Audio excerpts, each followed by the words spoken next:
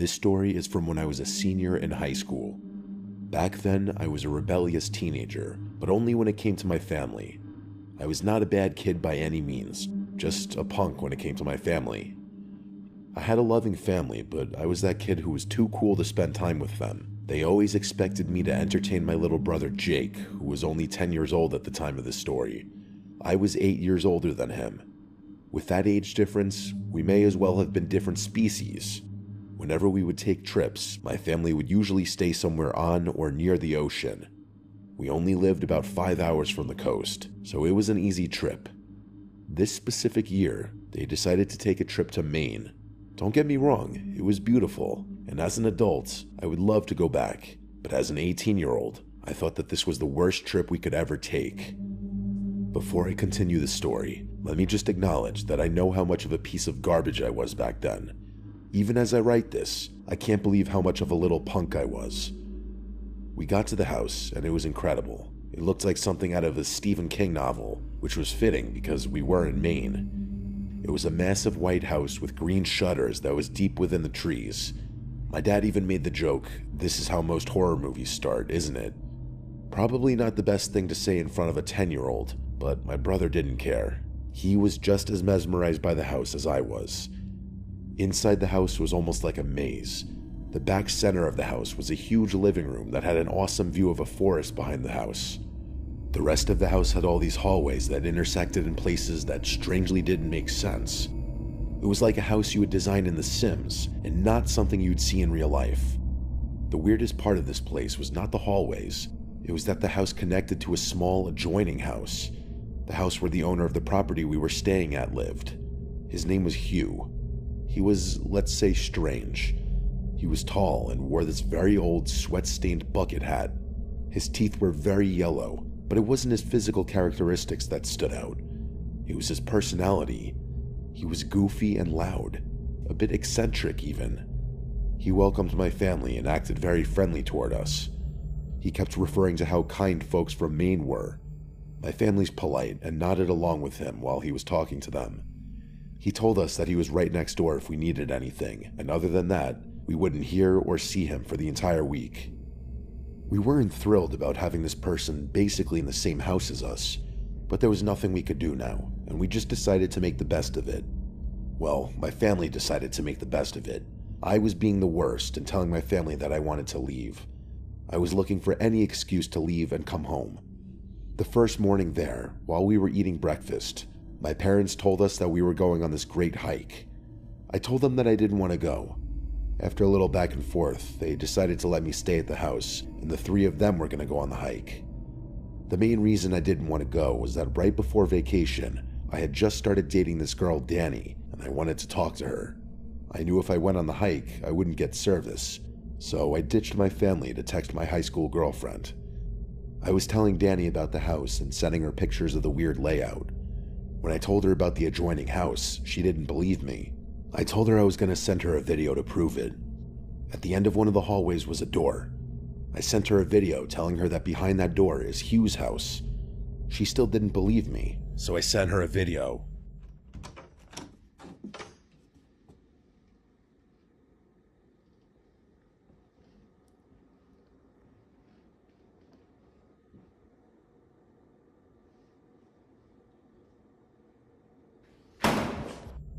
I went to open the door, assuming it would be locked, and it wasn't.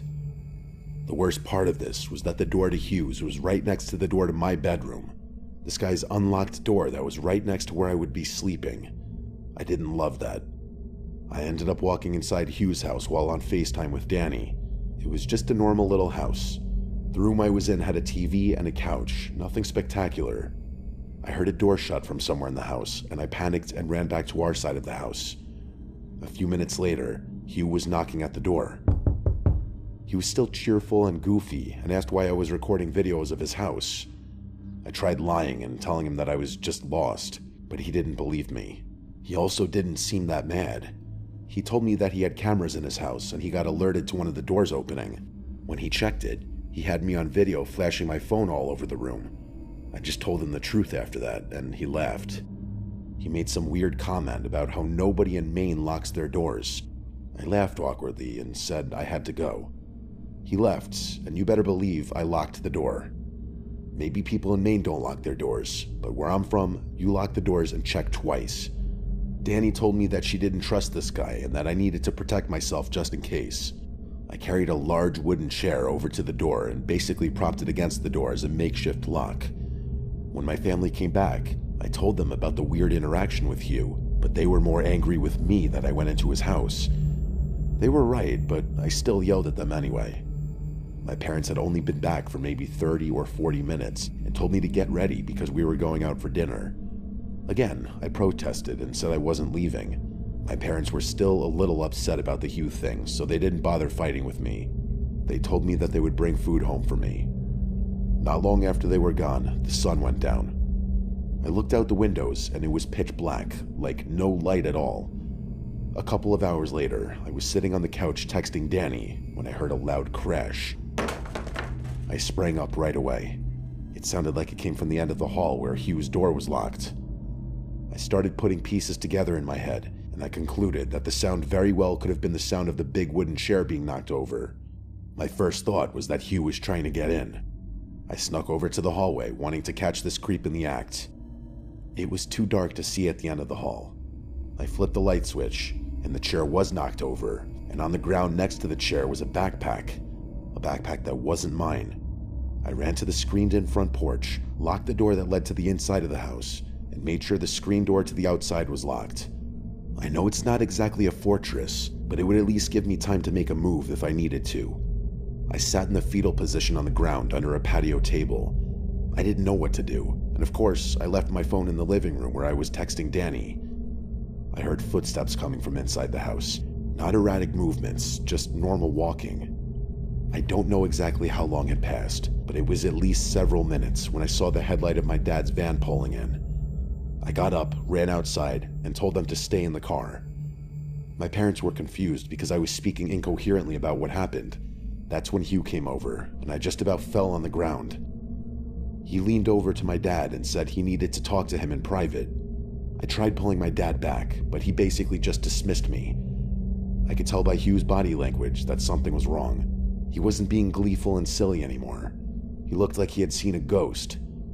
My dad shook Hugh's hand, turned to me, and told me to get into the van. He said that we needed to go somewhere quickly. My little brother was confused, and I could tell my dad was freaked out. My dad drove away from the house and to the grocery store parking lot about a mile down the road. Just minutes later, we saw several police cars drive by the parking lot. We all started yelling at my dad to tell us what was going on, and he was honest with us and told us everything. Hugh also heard the loud noise. He got an alert that his camera had been set off. The chair that I was using as a lock must have had enough of an impact on the door when it was knocked over that it registered movement on Hugh's camera. He assumed I was trying to get inside his house again. He thought that maybe I was trying to pull some kind of high school prank. He checked the cameras and didn't see anything. He said he had a gut feeling that something was wrong, so he decided to invade our privacy and check the camera that he had in the hallway of the house we were staying in. It was too dark to see anything until I turned the light on. He still only saw the knocked over chair and the backpack, which he thought could be mine. Just as he was about to turn the camera off, he saw a tall, bald man come out of the bedroom I was staying in. A man he knew wasn't my dad and wasn't me. The man grabbed the backpack and went back into the room. Hugh ran outside immediately to help me and noticed that's right when I had locked the screen door and ducked down. He was smart enough to assume that I probably wouldn't have believed him, and he was right. I wouldn't have. Instead, Hugh hid in the front yard with a clear vantage point of the house, just in case this intruder tried anything. He didn't want to sneak in through the adjoining house and potentially alert the intruder, because he thought that might put me in danger. As soon as my family returned, he told my dad everything, and that's why we ran off. We were only in the parking lot for a few minutes when Hugh called and said that the police chased the man into the woods and they hadn't caught him yet. He told us to remain there and that he would grab all our things and bring them to us. We stayed at a hotel that night and drove home the next morning. If I hadn't acted like a spoiled kid and stayed at the house, all this could have played out much differently. It could have been a lot worse. A few months later, my dad reached out to Hugh and asked him if they ever caught the guy. They never did. Even with all Hugh's cameras around the property, they still didn't know how he got in or even what his intentions were. He could have just been a homeless man looking for shelter. At least that's what I told myself back then so I could sleep at night. Sometimes the scariest things that happen to us aren't always face-to-face interactions. Sometimes it's just people hiding in plain sight.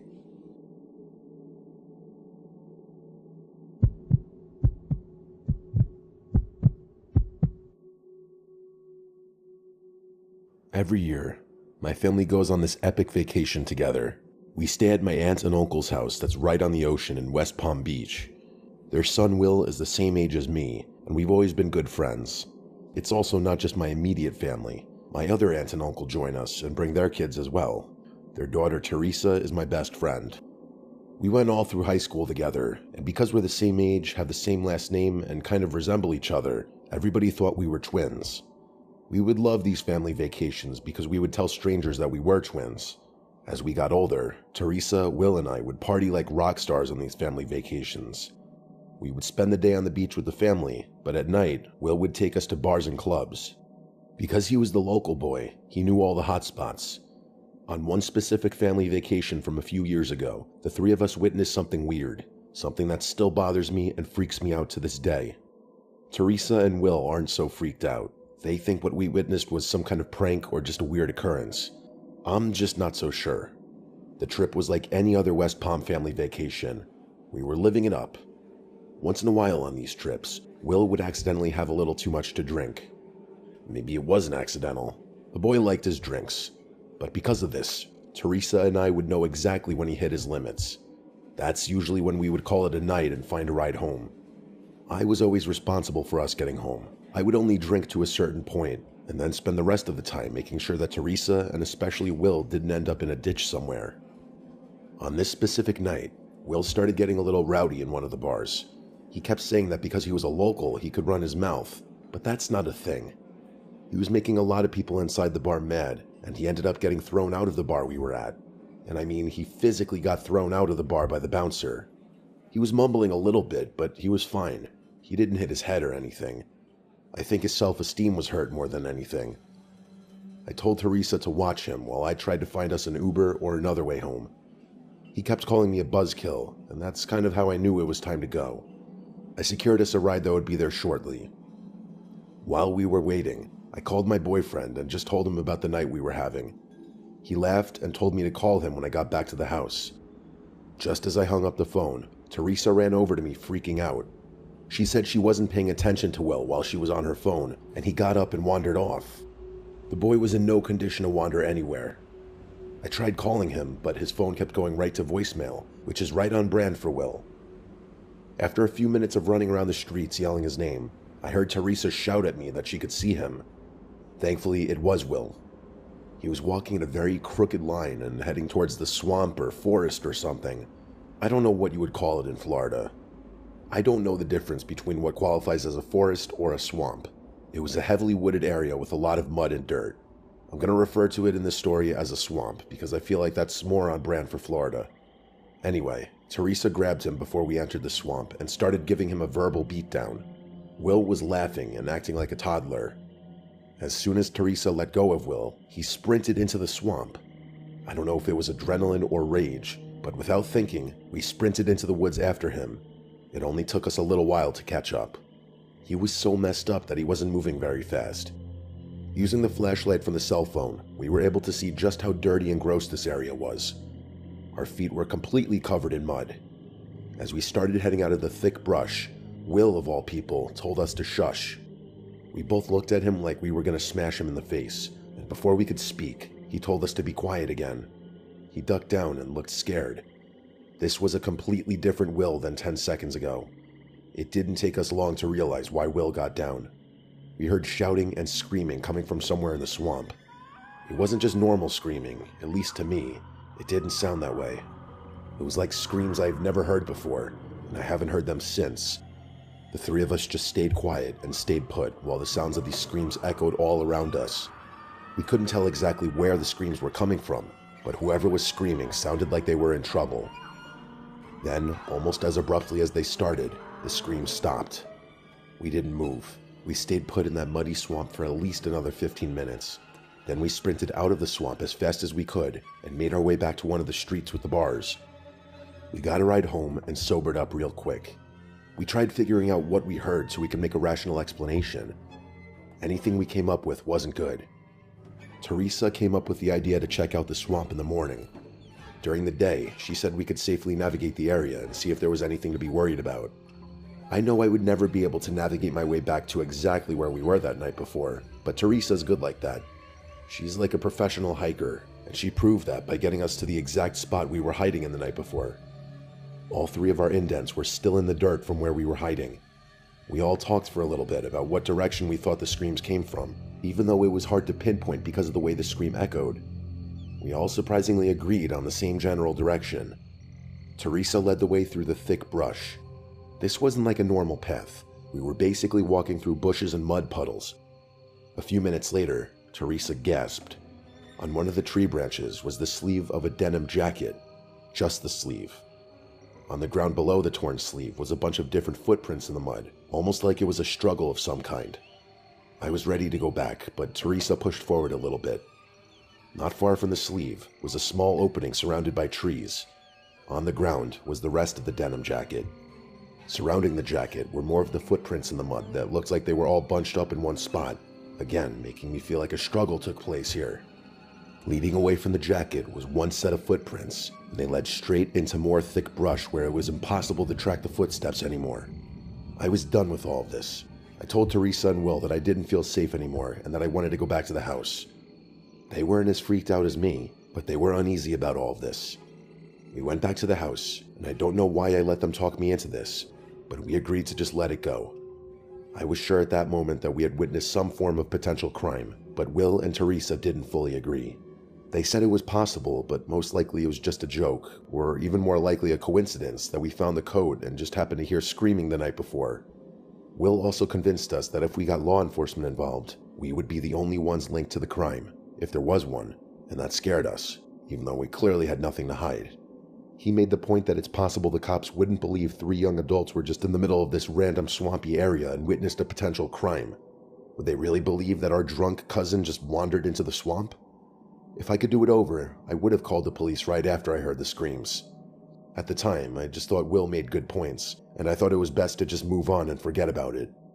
It's been several years now, and I still think about that scream. I've always wondered if I truly witnessed a crime, or if I just witnessed some intense domestic issue. I'm happy to get this story off my chest. It's been therapeutic in a way to share this. I hope nobody has to ever hear those kinds of screams in your lifetime, because you'll never forget them.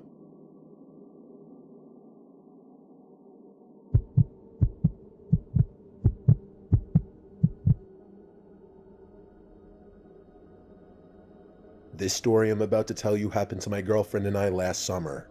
It was the first time we were able to travel together as a couple, and we were excited about it.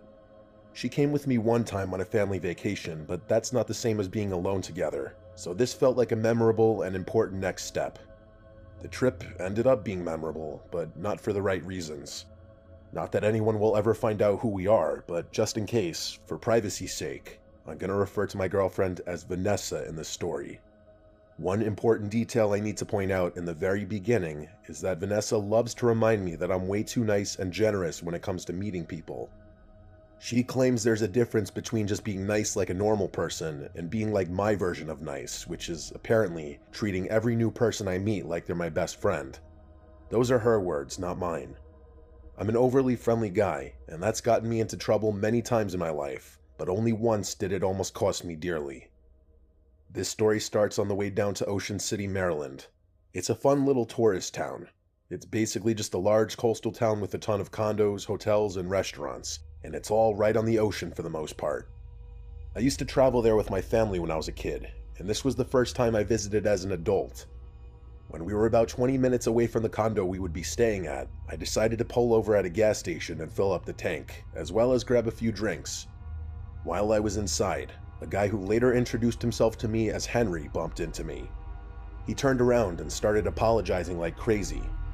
I put my hands up and assured him that it was completely fine and probably my fault anyway.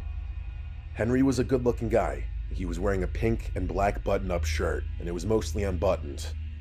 He had kind eyes, and he made direct eye contact while we were talking. He was probably in his late 20s if I had to guess, but I don't know for sure. We talked for a minute or two while we were in line, and I told him that we were headed to Ocean City. He lit up and told me that he and his girl were also heading to Ocean City. I got excited and told him the name of the condo that we were staying at, and he smiled and said he thinks he knows where that condo is, and he's pretty sure that they're located right near us. I was excited for this genuine interaction. I get excited meeting people and making friends. One of my weaknesses is not being able to see the flaws in people. I think it's a strength, but Vanessa thinks it's a weakness, even though she loves that about me. Henry asked me to exchange numbers, and I did without hesitation. I told him that I'd give him a call sometime during the week, and we could link up at the beach or maybe grab dinner one night. We gave each other a bro hug and went our separate ways. When I got back in the car, Vanessa knew right away that I must have made a new friend because of the way I was acting. I told her the story, and she just rolled her eyes. We got to the condo that afternoon and just had a relaxing evening in the room that night. Our room was on the 5th floor, and it overlooked the ocean. We sat on the balcony and admired the view until we went to bed. The next day, we went down to the beach early. We're both early risers, so getting up early is no issue. We set up our chairs a little after 7 in the morning and drank our coffee on the beach.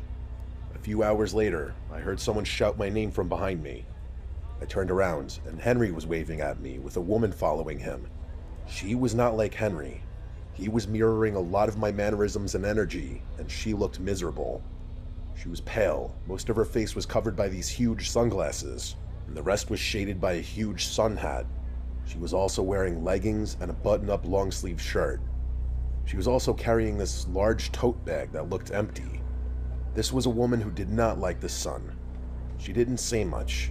Henry introduced her as his woman friend, Sarah, and she just waved and gave an unenthusiastic smile. She was the opposite of the Henry I met the day before. After an awkward introduction, Henry asked if they could join us, and of course, we agreed. The more the merrier was always my motto.